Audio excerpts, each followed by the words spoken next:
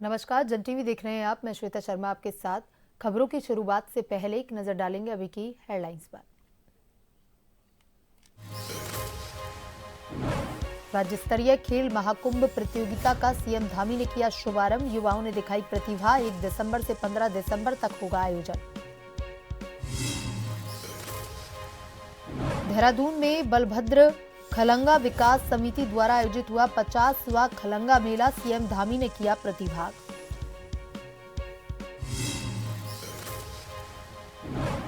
प्रदेश की चारधाम यात्रा को 12 महीने की यात्रा बनाने के लिए राज्य सरकार कर रही प्रयास। इस संबंध में सीएम धामी ने अधिकारियों के साथ की उच्च स्तरीय बैठक। पर्यटन बढ़ाने पर जोर। गंगोत्री नेशनल पार्क के गेट शीतकाल के लिए बंद। 1 अप्रैल से 30 नवंबर तक 30,000 से अधिक पर्यटकों ने किया दीदार। 76 लाख का राजस्व प्राप्त। हिमालय की चोटियों से बर्फ गायब। नवंबर में चिंताजनक स्थिति। बढ़ता तापमान जीव जंतु और वनस्पतियों के लिए खतरे की घंटी।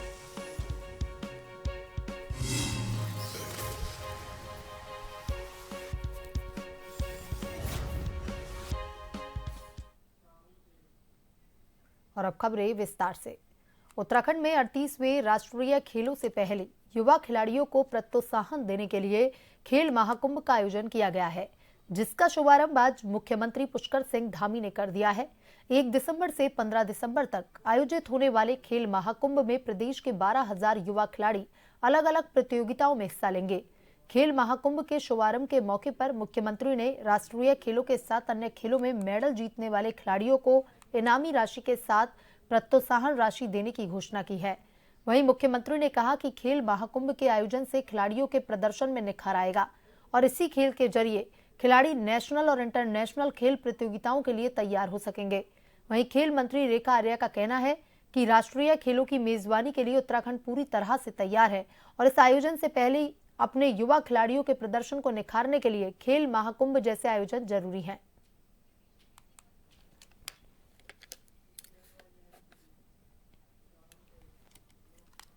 चमोली में आगामी चारधाम यात्रा व्यवस्थाओं के सुदृढ़ीकरण के लिए तैयारियां शुरू हो गई हैं।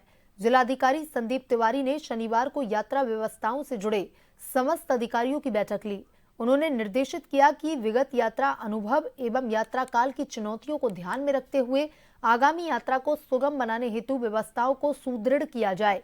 जिलाधिकारी ने निर्देश दिया, यात्रा व्यवस्थाओं को ठीक करने के लिए सभी संबंधित विभाग अपना प्रस्ताव दे। इसमें जिला स्तर से जो काम हो सकता है उनको तत्काल शुरू किया जाए और जो बड़े कार्य होने हैं उनके लिए आगणना तैयार किया जाए ताकि बड़े कार्यों के लिए शासन स्तर से स्वीकृति ली जा सके। प्रदेश की चारधाम यात्रा को 12 महीने की यात्रा बनाने के लिए राज्य सरकार लगातार प्रयास कर रही है। इस संबंध में मुख्यमंत्री ने शुक्रवार को अधिकारियों के साथ एक उच्च स्तरीय बैठक की थी, जिसमें केदारनाथ, बद्रीनाथ, गंगोत्री और यमुनोत्री के शीतकालीन गद्दी स्थल पर पर्यटकों की संख्या बढ़ाने के लिए देश भर में प्रचार प्रसार करने के अधिकारियों को निर्देश दिए हैं। राज्य सरकार ने चारों धामों के शीतकालीन प्रवासी स्थलों पर श्रद्धालुओं के लिए गढ़वाल मंडल विकास निगम के होटल में 10% की छूट देने का फैसला लिया है। वहीं मुख्यमंत्री पुष्कर सिंह धामी ने सभी संबंधित विभागों को निर्देश दिए हैं कि अधिकारी चारों धाम की शीतकालीन स्थल के प्रचार प्रसार के लिए जो भी कार्य करेंगे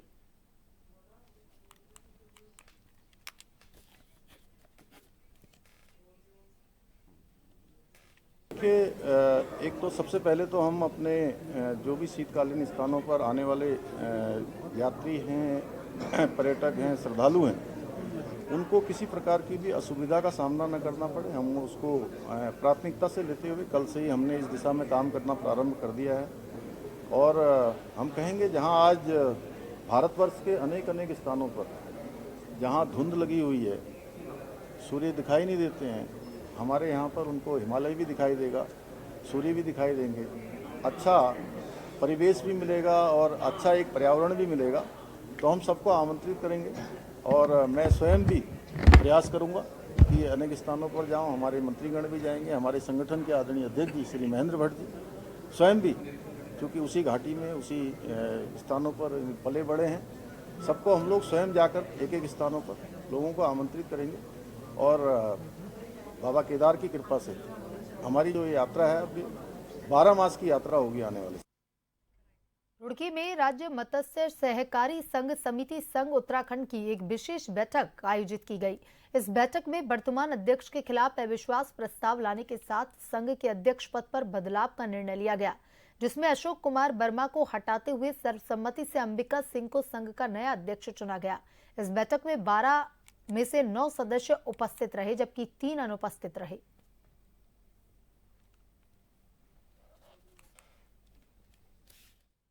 आज निर्वाचन हुआ, जो कि एक लंबे समय से एक गंभीर स्थिति में चल रहा था राज्य मत्स्य सहकारिता। डायरेक्टर्स के बीच में थोड़ा सा फ्लक्चुएशन था, जिसको आज निपटारा हुआ और दोबारा चुनाव गठित हुआ, जिसमें राज्य मत्स्य सहकारी संघ का पूर्णतः चुनाव हुआ पूरे विधि विधान के साथ। कितने मेंबर चुने गए? कितने सदस्य? आज चूंकि 12 सदस्य पूरे प्रदेश से हुए, 12 डायरेक्टर्स हुए संचालक मंडल, 12 लोगों में, और जिसमें 9 लोग आज उपस्थित थे, पूर्ण कोरम था, और 9 लोगों का एक मत एक ध्वनि में प्रस्ताव था। सभी ने एक मत एक स्वर में अपना बोर्ड चुना है और नया बोर्ड गठित हुआ है, जिसके लिए मैं सभी बोर्ड के अपने जितने भी हमारा संचालक मंडल है, हमारे बोर्ड के सदस्य हैं, मैं सभी को धन्यवाद भी करूंगा। और जो एक आशा एक विश्वास के साथ आज नए बोर्ड का गठन हुआ है, उसको हम जो बचा हुआ कार्यकाल है हमारा, हम उसे बड़ी कुशलता से आगे लेके जाएंगे। अध्यक्ष जी ने बताया कि ये बोर्ड बैठक काफ़ी टाइम से रुकी हुई थी, जो काम हमारे रुके हुए थे उसको हम आगे सुचारू रूप से करने की पूरी कोशिश करेंगे। और मत्स्य विभाग का जो अभी तक बहुत कम लोगों को जानकारी है, उसको हम आगे से आगे प्रचारित करने का पूरा हम संभावना करेंगे। कहाँ प्रचार किया जाएगा इसका? उत्तराखंड पूरा रहेगा इसमें। गढ़वाल है जहाँ पे हमारे अलग अलग क्षेत्र से डायरेक्टर्स हैं, वो अपने अपने क्षेत्रों में उसको पूरा प्रचार करने का हम पूरा प्रयास करेंगे। उत्तराखंड से, उत्तरकाशी से, पिथौरागढ़ से, अल्मोड़ा से, बहुत सारे जिले से हमारे डायरेक्टर्स यहाँ पे मौजूद हैं, तो अपने अपने क्षेत्र में अपने पूरे अच्छे तरीके से काम करने का प्रयत्न करेंगे। उत्तराखंड में सीएम आवास, राजभवन सहित कई सरकारी संपत्तियों के भवनों के कर बकाया हैं। बार बार नोटिस मिलने के बाद भी पूरा कर जमा नहीं हुआ है। कर न चूकने से गढ़ी कैंट छावनी बोर्ड के कर्मचारियों और पेंशनरों को परेशानी उठानी पड़ रही है। भाई बजट के कारणों में विकास कार्य में बाधा आ रही है, लेकिन अब इसमें सियासत शुरू हो गई है। कांग्रेस जहां इसे राज्य सरकार में बजट की कमी बता रही है, वहीं भाजपा जल्द टैक्स चुकाने का दावा करते हुए कांग्रेस पर पलटवार कर रही है। भाजपा ने कांग्रेस को अपने गिरबान में झांकने की भी बात कही है।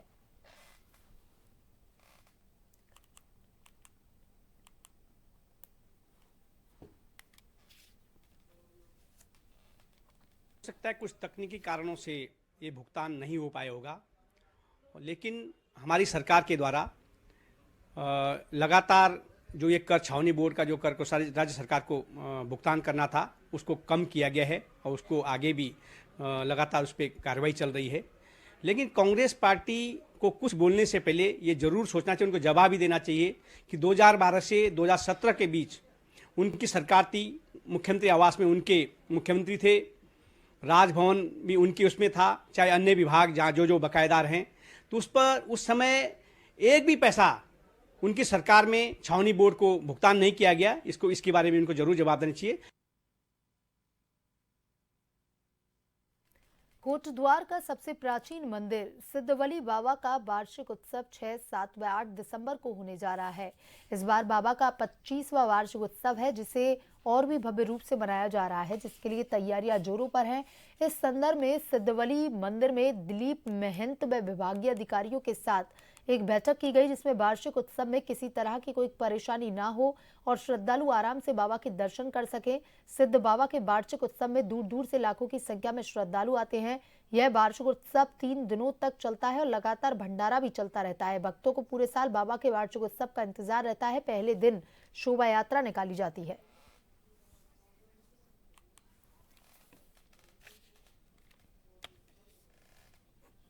इस वर्ष जो है हमारा सिल्वर जुबली जो है अनुष्ठान चल रहा, 25 वर्ष हमारे हो चुके हैं अनुष्ठान महाअनुष्ठान को, और इसी के संबंध में इसके निमित्त जो है आज यहाँ प्रशासन की बैठक थी और सारे प्रशासन ने व्यवस्था कर ली है। और किस तरह से, क्योंकि यहाँ पे 3-4 लाख लोग आते हैं, तो उनकी व्यवस्था किस तरह से आना है, कहाँ से रूट बनना है, कैसे स्वास्थ्य से संबंधित उनकी सुविधाएं दी जा सके, कैसे यातायात बना जा सके, सारे विषयों पर चर्चा हुई है।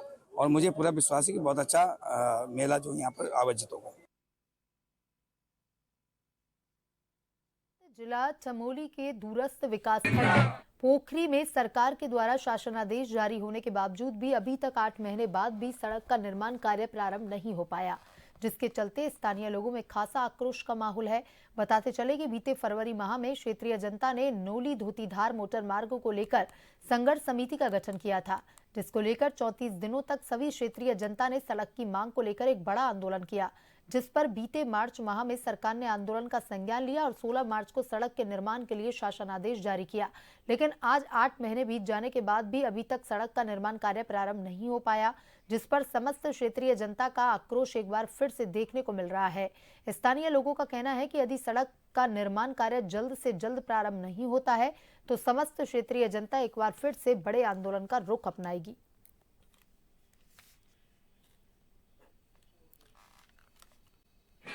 देखिए 34 दिनों का जो ये आंदोलन हुआ था नोली धोतीधार मोटर मार्ग, जब इसका जिस दिन ये शासनादेश हुआ था तो तब हमें उम्मीद थी कि इस पर जल्द से जल्द कोई कार्रवाई होगी।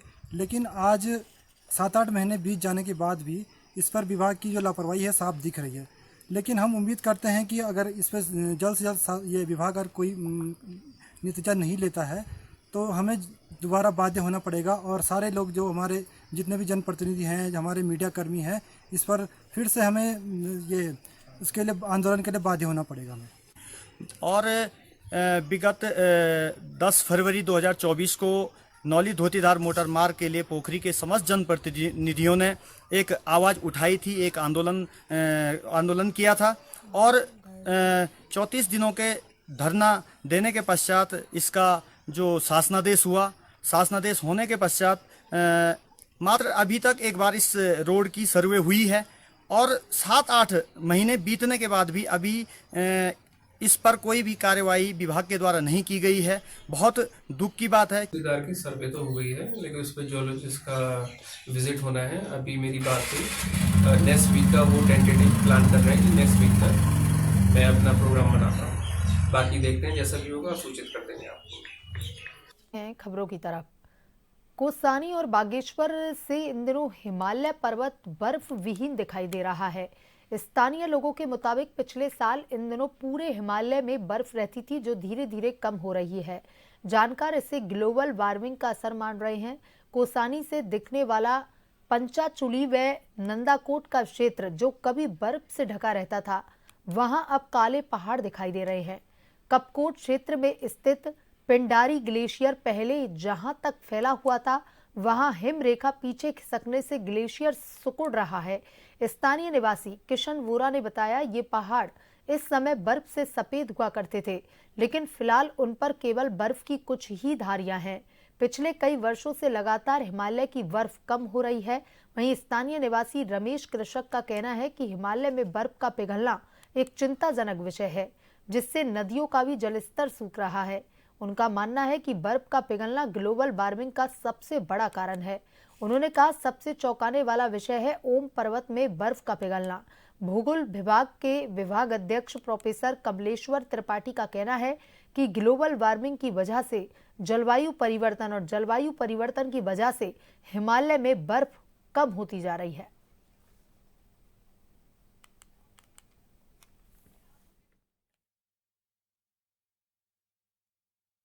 आपको पता है, जैसे हम उड़ते हैं ना, तो कई वर्षों से हम सीधे हमारे हिमालय के दर्शन होते थे। हिमालय में पूरा बर्फ से लदा रहता था हिमालय, और इन 1-2 सालों में पूरा हिमालय पिघल रहा है और बर्फ़ नाम की कोई चीज़ नहीं है। और इसका कारण क्या है वो हम सोचने का विषय है।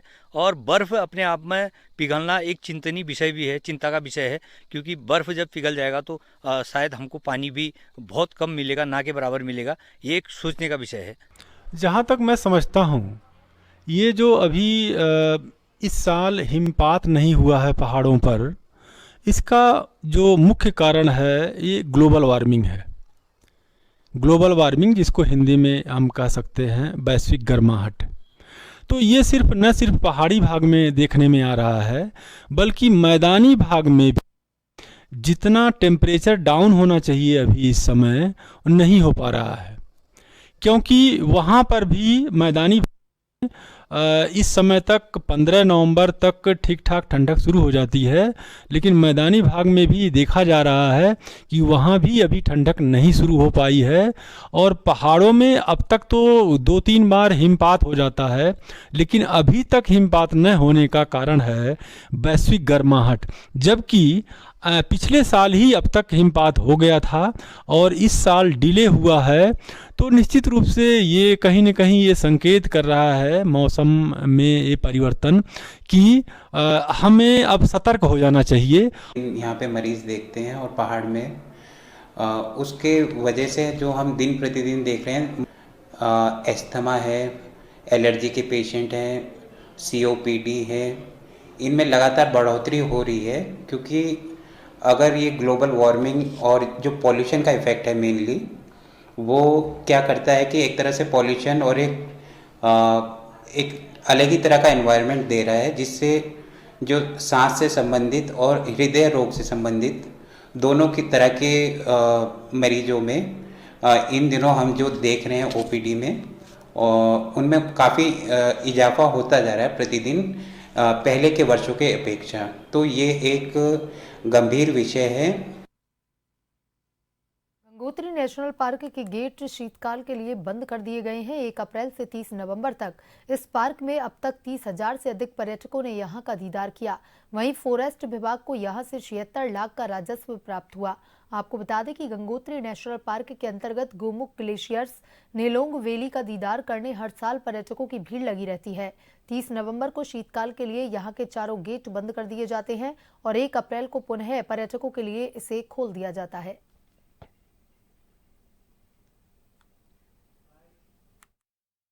नवंबर 2024 को गंगोत्री राष्ट्रीय पार्क के चारों गेट शीतकाल के लिए बंद कर दिए गए हैं। और जैसे कि विदित है कि 1 अप्रैल से लेकर 30 नवंबर तक राष्ट्रीय पार्क खुला रहता है पर्यटकों के लिए। और इस साल जो हमारे पर्यटक आए हैं, गंगोत्री से गौमुख तपोवन 10,000 कुछ गए हैं और केदारताल 754 और हमारे नेलोंग वाली घाटी में लगभग 3,000 के करीब पर्यटक गए हैं। साथ ही गर्तांगली में 17,754 लोगों ने दीदार किया है। इस वर्ष का जो हमारा यात्रा सीजन रहा है गंगोत्री राष्ट्रीय पार्क का, वो बहुत ही उत्कृष्ट रहा है और लोगों का भरपूर सहयोग मिला, स्थानीय प्रशासन का सहयोग मिला और यही कारण रहा कि विपरीत परिस्थितियों में भी हम अपने पर्यटकों को अच्छी सुविधा दे सके, उनके जान माल की सुरक्षा कर सके। और यह सब करते हुए हमने पूरे वर्ष में जो 6 महीने का हमारा कार्यकाल रहता है यात्रा सीजन, उसमें लगभग 30,000 हमारे जो पर्यटक हमारे यहाँ आए। रामनगर में शनिवार की देर शाम स्थानीय प्रशासन और ड्रग विभाग की संयुक्त टीम ने नगर में स्थित मेडिकल स्टोरों पर अचानक से छापे मारकर कार्रवाई की। प्रशासन की इस कार्रवाई की भनक लगते ही कई मेडिकल स्टोर स्वामी अपनी दुकान बंद कर मौके से फरार हो गए। मामले में अधिकारियों का कहना है कि विभाग की ये कार्रवाई लगातार जारी रहेगी।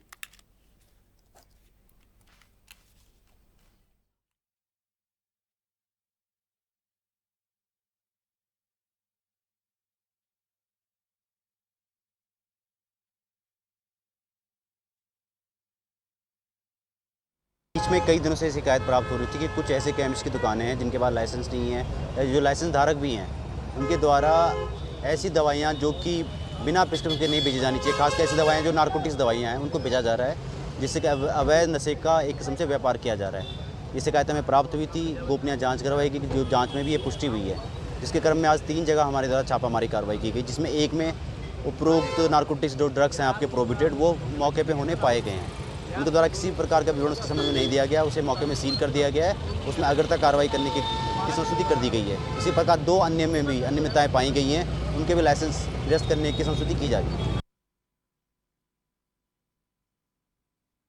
खबर जनपद उधम सिंह नगर की जसपुर कोतवाली क्षेत्र के अंतर्गत पड़ने वाली धर्मपुर चौकी क्षेत्र से सामने आ रही है, जहां वापसी के दौरान राष्ट्रीय राजमार्ग NH 74 पर धर्मपुर चौकी के निकट एक ढाबे में अपंजीकृत अवैध रूप से चल रहे स्वास्थ्य विभाग एवं तहसील प्रशासन के साथ पुलिस प्रशासन ने संयुक्त रूप से मिलकर त्वरित कार्रवाई कर क्लिनिक को सीज कर दिया।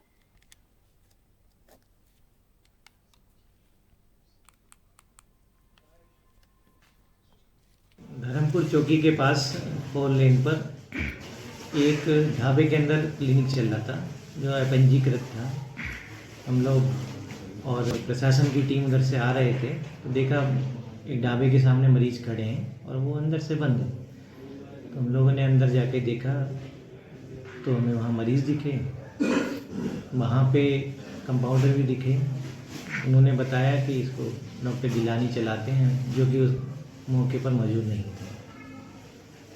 उनको कागज़ दिखाने के लिए कहा तो कागज़ भी नहीं थे उनके पास, ना रजिस्ट्रेशन के ना डिग्री के, कुछ भी नहीं दिखा पाए और ना ही कोई जिम्मेदारी लेने को वहाँ तैयार था।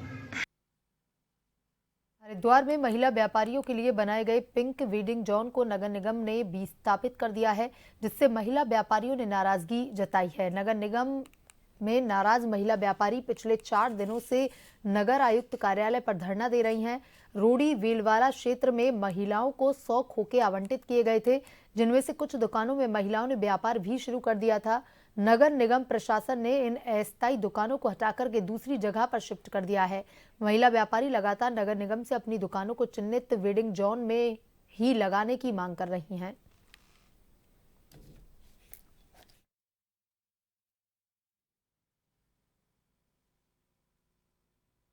हम लोग यहाँ 3 दिन से धरने पे बैठे हुए हैं। हमने शासन प्रशासन सबसे गुहार लगा के हम थक गए हैं। रोज हमसे झूठे वादे किए जाते हैं, 10 दिन में लगेगा, 15 दिन में लगेगा, लेकिन कोई हमारे लिए कार्य नहीं कर रहा है। हमारी यही मांग है कि हमारा व्यापार है वो वापस किया जाए, जहाँ था वहीं लगाया जाए। अब हमारे खोखे जहाँ रखे गए हैं वहाँ पे ना ही कोई व्यवस्था की है, ना ही रोजगार चल सकता है, ना ही आगे चलेगा। हमारी तो यही मांग है कि जहाँ पे थे वहीं पे लगाया जाए और हमारा रोजगार चले।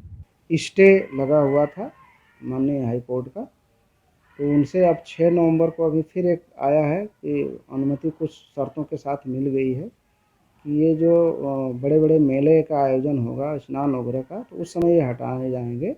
बाकी शेष दिनों में, सामान्य दिनों में लगाया जा सकता है। तो उसी के तहत हम लोगों ने रिपोर्ट बना दिया है प्रशासक महोदय के लिए। जैसे अनुमति आ जाएगी तो हम लोग आगे की कार्रवाई पुनर्स्थापित करने की कर देंगे। कर्णप्रयाग नगरपालिका परिषद के बहुगुणा नगर कृषि मंडी परिषद, गांधी नगर और सुभाष नगर भेड़गांव में भूधसाव की समस्या को लेकर विधायक अनिल लोटियाल एवं जिलाधिकारी संदीप तिवारी ने कर्णप्रयाग ब्लॉक सभागार प्रभावित लोगों के साथ बैठक की, जिसमें प्रभावित लोगों को भूधसाव क्षेत्र में प्रस्तावित सुरक्षात्मक कार्य की जानकारी दी गई और उनके सुझाव भी लिए गए।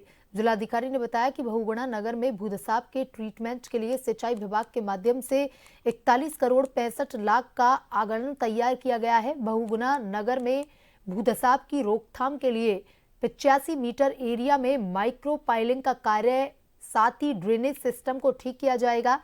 यहां पर सभी घरों को ड्रेनेज सिस्टम से जोड़ा जाएगा। जिलाधिकारी ने कहा कि विस्थापन के लिए प्रभावित लोग तैयार होते हैं तो विस्थापन के लिए भी त्वरित धनराशि दी जाएगी।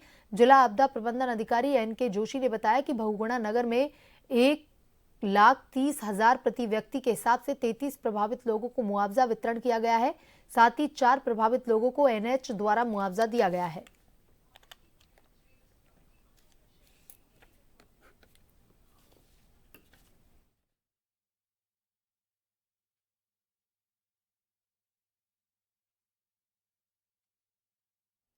बुलेटिन में अभी तक के लिए इतना ही। बने रहिए जन टीवी के साथ। नमस्कार।